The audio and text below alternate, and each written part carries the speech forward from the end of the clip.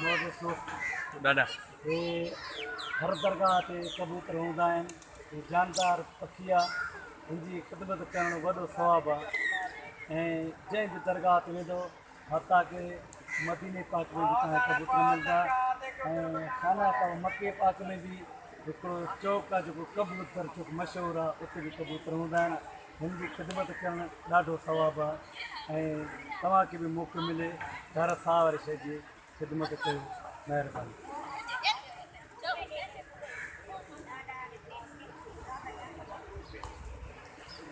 आओ दाना पाओ, सरकार दे कुकर को दाना पाओ। पाओ चौक पाओ, हर कोई अपना अपना नसीब पे चौक पाओ।